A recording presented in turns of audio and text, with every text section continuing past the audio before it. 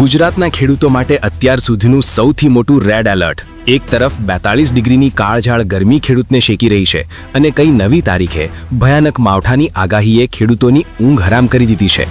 જો તમારો તૈયાર પાક ખેતરમાં ખુલ્લો પડ્યો છે તો રાતોરાત લાખો રૂપિયાનું નુકસાન થવાની પૂરી ગેરંટી. પણ થોભો, નિરાશ ન થતા. અંબાલાલ પટેલે આ વખતે ચોમાસું કેવું રહેશે તે વિશે આપી અત્યાર સુધીની સૌથી મોટી અને ધમાકેદાર આગાહી, જે સાંભળીને ખેડૂતો ખુશીથી નાચી ઉઠશે.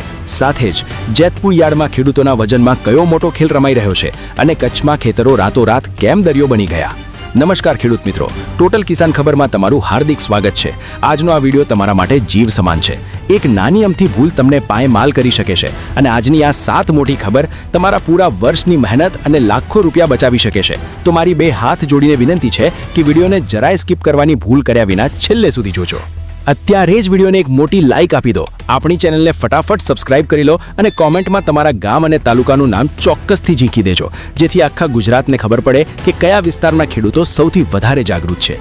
ચાલો 1 સેકન્ડનો પણ સમય બગાડે વિના શરૂ કરીએ આજના સૌથી ચોંકાવનારા સમાચાર. શું કાળઝાળ ગરમી તમારા પાકને સૂકવી રહી છે? તો સાવધાન, કારણ કે ગરમી વચ્ચે હવે માવઠું તમારો તૈયાર પાક બગાડવા આવી રહ્યું છે.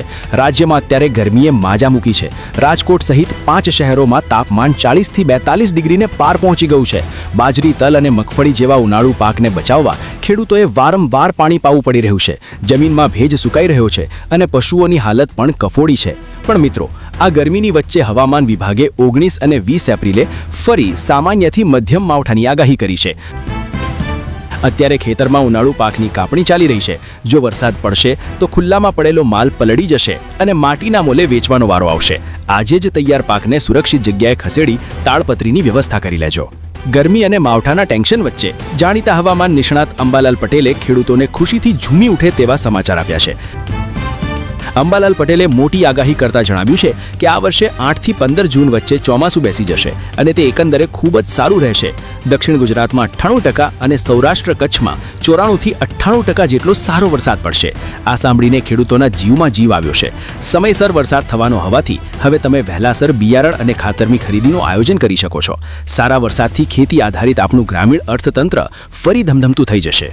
ખેડૂત જ્યારે પોતાનો માલ વેચવા જાય છે ત્યારે તેને કેમ લૂંટવામાં આવે છે? જેતપુર યાર્ડમાં ખેડૂતોનો હોબાળો. જેતપુરના થાણા ગાલોલ ખરીદ કેન્દ્ર પર અત્યારે ખેડૂતોનો આક્રોશ ફાટી નીકળ્યો છે. ટેકાના ભાવે ચણા વેચવા ગયેલા ખેડૂતોને ભારે હાલાકી ભોગવવી પડી રહી છે. મેસેજમાં પૂરું સરનામું જ અપાતું નથી, જેથી ખેડૂતોને ટ્રેક્ટરના ભાડાના ખોટા ખર્ચા થાય છે. ખેડૂતો રાતના 12 વાગ્યાથી લાઇનમાં ભૂખ્યા તરસ્યા ઊભા રહે છે, છતાં વારો આવતો નથી. ઉપરથી વજનમાં પણ મોટી ગેરરીતિ થતી હોવાના ગંભીર આક્ષેપો થયા છે. સરકારી તંત્રની આ બેદરકારીનો સીધો માર બિચારા ખેડૂતના ખિસ્સા પર પડી રહ્યો છે. એક બાજુ ખેડૂતો પિયત માટે વલખા મારે છે અને બીજી બાજુ કચ્છમાં કેનાલના પાણી ખેડૂતોના પાકનો સોથ વાળી રહ્યા છે. કચ્છના ભચાઉ પાસે ગાગોદરવાડિયા કેનાલમાં છેલ્લા 20 દિવસથી મોટું ગાબડું પડ્યું છે. આ કોઈ નાની વાત નથી મિત્રો. લાખો ગેલન પાણી ખેતરોમાં ઘૂસી ગયું છે અને જમીનનું ધોવાણ થઈ રહ્યું છે. ઊભા પાકને જબરદસ્ત નુકસાન થવાની ભીતિ છે. તંત્ર એટલું નિષ્ક્રિય છે કે 20 દિવસથી આ ગાબડું પૂરવાની તસદી લીધી નથી. એક તરફ પાણીની અછત અને બીજી તરફ આવો વેડફાટ. અમારી સરકારને અપીલ છે કે તાત્કાલિક આ કેનાલ રિપેર થાય, જેથી ખેડૂતોના પાક અને જમીન બચાવી શકાય. ખેતરમાં પાણી વાળવા જતા ખેડૂતો સાવધાન.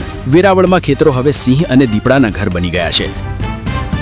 વેરાવળના વડોદા ડોડિયા ગામમાં નાળિયેરીના બગીચામાં સિંહ અને સિંહણ આરામ ફરમાવતા જોવા મળ્યા છે. આ દ્રશ્યો જોઈને આસપાસના ખેડૂતોના જીવ તાળવે ચોંટી ગયા છે.